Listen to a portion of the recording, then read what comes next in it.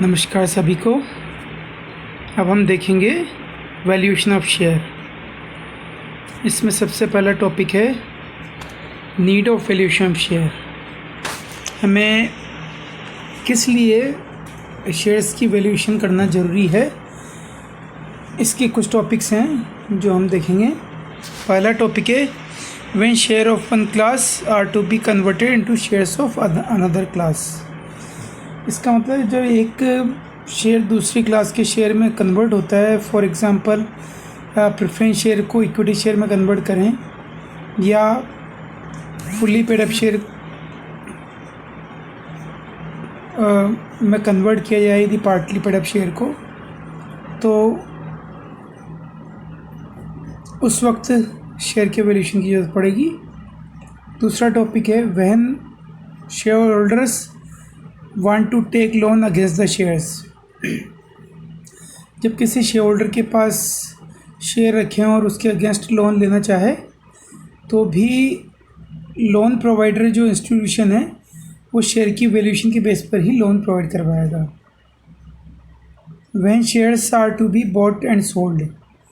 जब शेयर्स को ख़रीदना बेचना हो तो स्वाभाविक है वहाँ पर भी वैल्यूएशन की ज़रूरत पड़ेगी ताकि सही कीमत पर बेचा ख़रीदा जा सके। चौथा पॉइंट है when companies are amalgamated and a new companies formed, companies to exchange the shares with the share holders of old companies on the basis of value of shares. जब एक कंपनी यदि दूसरी कंपनी को take over करती है या दो कंपनियां मर्ज करके एक तीसरी कंपनी बनती है, तो ऐसी सिचुएशन में जो पुरानी कंपनीज़ हैं उनके जो शेयर होल्डर्स हैं उन्हें कितने शेयर्स दिए जाएं, इस बात का डिसीजन उन दोनों कंपनियों जो पुरानी कंपनियां हैं उनके शेयर की वैल्यूएशन करके ही ये डिसाइड किया जा सकता है नई कंपनी के कितने शेयर्स पुरानी कंपनी के शेयर होल्डर्स को मिलेंगे। फिफ्थ पॉइंट है when one or more existing companies are purchased by another existing company. जब किसी कंपनी को परचेज़ करेंगे तो बेसिकली कंपनी नहीं, यदि कोई और बिज़नेस परचेज़ करें तो वहाँ पर पूरे बिज़नेस की वैल्यूएशन निकालते हैं। लेकिन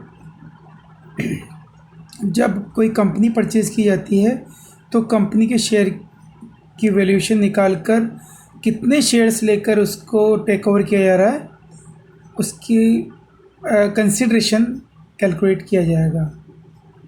नेक्स्ट पॉइंट है acquisition of interest of dissenting share holders under A scheme of reconstruction.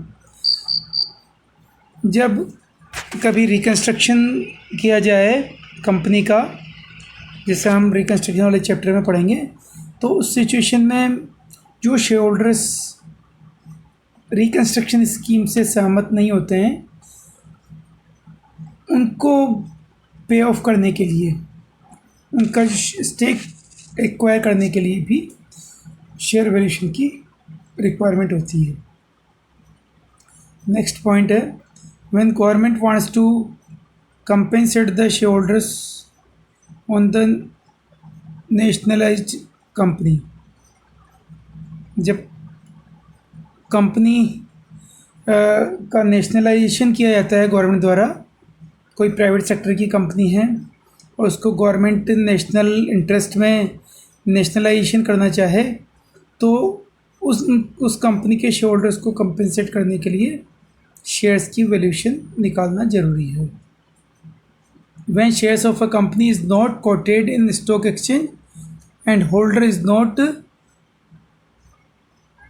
aware to value them or wants to dispose them।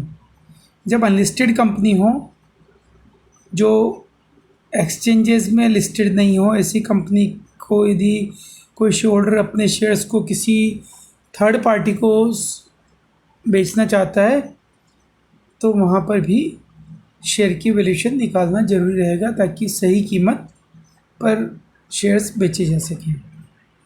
इसके बाद हम देखेंगे factors affecting the value of shares. ऐसे कौन कौन से फैक्टर हैं जिनके कारण शेयर्स की वैल्यू पर प्रभाव पड़ता है। फर्स्ट फैक्टर है earning capacity of a company, growth and prospectus of company. इसका मतलब है कि जब कोई कंपनी अपने अर्निंग कैपेसिटी कितनी है, अर्निंग कैपेसिटी फ्यूचर में कितनी बढ़ने वाली है, उसका ग्रोथ क्या होगी और उसका कंपनी का आउटलुक क्या है, इन बातों को ध्यान में रखते हुए कंपनी के शेयर की वैल्यू प्रभावित होती है। Chances of providing bonus shares and right shares by the company. Company की पॉलिसी बोनस शेयर्स और राइट शेयर इशू करने के बारे में क्या है, ये भी एक फैक्टर है जिससे शेयर की वैल्यू पर इम्पैक्ट पड़ता है। Demand and supply of shares in recognised stock exchange. जो रिकॉग्नाइज्ड स्टॉक एक्सचेंजेस हैं उनमें शेयर्स की डिमांड और सप्लाई का स्टेटस क्या है। जैसे इकोनॉमिक्स में हम देखते हैं कि डिमांड सप्लाई के बेस पर ही वैल्यू डिसाइड होती किसी भी कमोडिटी की, ऐसे ही स्टॉक एक्सचेंज में या ओपन मार्केट में शेयर की डिमांड क्या है और सप्लाई क्या है, उसके बेस पर उसकी वैल्यू डिसाइड होती है। Nature of business. बिजनेस का नेचर किस टाइप का है, लॉन्ग रन में सर्वाइव करेगा या केवल साइक्लिकल इम्पैक्ट है बिजनेस में, उसका भी इम्पैक्ट वैल्यूएशन में आता है। Anticipated legislative measures. गवर्नमेंट आगे उस पर्टिकुलर बिजनेस के लिए जिसकी वैल्यू निकालनी है उसमें कौन कौन से मेज़र यूज़ करेगी, कौन से लॉ इम्प्लीमेंट होने वाले हैं, इसका भी इसमें ध्यान रखना ज़रूरी है। General economic and political conditions of the nation. ये लगभग सभी कंपनियों पर इसका इम्पैक्ट पड़ता है। किसी भी देश के में जो कंपनी स्थित है उसका उस देश की अर्थव्यवस्था और उस वहाँ की राजनीतिक व्यवस्था, राजनीतिक परिस्थितियों का भी वैल्यूएशन पर प्रभाव पड़ता है। Possibility of competition and progress of companies in future. जिस फील्ड में कंपनी काम कर रही है वहाँ पर कंपटीशन की पोजीशन क्या रहेगी और कंपनी की जो ग्रोथ रेट है या डेवलपमेंट है वो कितना रहेगा, ये भी एक फैक्टर है। इसके बाद स्पेकुलेशन बहुत बड़ा रोल होता है इसका।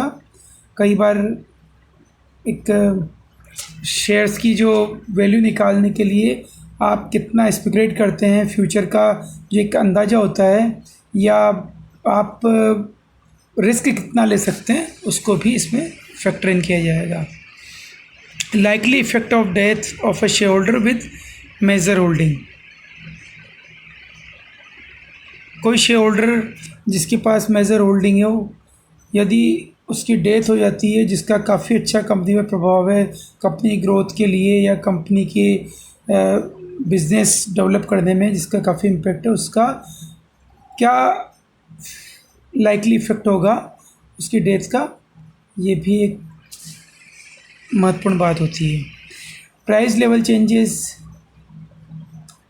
चेंजेस यानी जो कंपनी के जो कमोडिटी है या कंपनी जिस बिज़नेस में है वहाँ पर प्राइस लेवल किस डायरेक्शन में चेंज होंगे, उसका भी इम्पैक्ट शेयर की वैल्यूएशन पर पड़ेगा, क्योंकि प्राइस लेवल चेंज का इम्पैक्ट अल्टीमेटली प्रॉफिट पर भी होता है। Scope of government control over the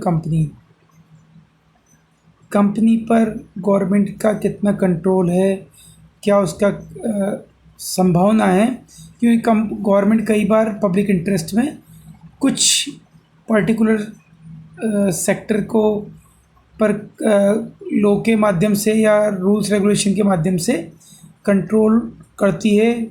normally तो वैसे सभी बिज़नेस कंट्रोल होते हैं, लेकिन कुछ पर्टिकुलर टाइप की कंपनीज या पर्टिकुलर बिज़नेस मॉडल को पब्लिक इंटरेस्ट में एक्स्ट्रा फोकस करते हुए कंट्रोल किया जाता है, तो उसको भी ध्यान रखना है। राइवल कंपिटिटर्स प्रतिस्पर्धी कंप्यूटर किस तरह के हैं, यदि जैसे अभी हम देखते हैं कि जियो जैसा कंपटीटर है तो उसके कारण जो दूसरे टेलीकॉम सर्विस प्रोवाइडर्स हैं उन पर उनकी वैल्यूएशन पे इम्पेक्ट पड़ा है नेगेटिवली। तो राइवल कंपटीटर कितना मजबूत है उसका भी असर पड़ेगा।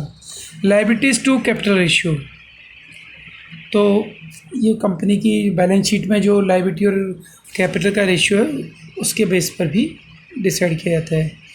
Dividend rate declared in past years, पिछले सालों में कंपनी ने कितना डिविडेंड पे किया है, क्योंकि नॉर्मल इन्वेस्टर जो होते हैं शेयर होल्डर्स जब इन्वेस्ट करेंगे तो ये भी एक फैक्टर देखते हैं कि हर साल उनको डिविडेंड के रूप में कितना अमाउंट रिसीव होगा। Value of tangible assets of the company, company के जो भी असेट्स है फिजिकल असेट्स हैं उनकी वैल्यूएशन भी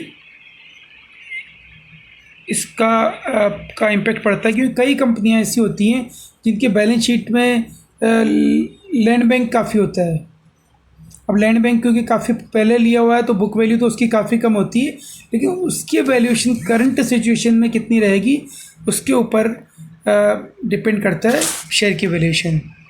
control over the transfer of shares, जो शेयर्स है उनको ट्रांसफ़र करने के कारण कंट्रोल जो एक्वायर करने वाला व्यक्ति है उसका कंट्रोल कंपनी पर किस हद तक बढ़ेगा, ये भी एक देखने की बात है। कई बार ऐसा होता है कि वैल्यू तो शेयर की कम है लेकिन जो व्यक्ति एक्वायर करना चाह रहा है वो कंपनी पर कंट्रोल करना चाह रहा है फ्यूचर की और ध्यान में रखते हुए, तो ऐसी सिचुएशन में हो सकता है वो शेयर की ज़्यादा वैल्यू देने के लिए तैयार हो। लास्ट पॉइंट है normal economic factors, easy limitations of production resources, undeveloped means of transport, shortage of power sources. ये सारी जो इकोनॉमिक कंडीशंस हैं इनका भी ध्यान रखना पड़ेगा।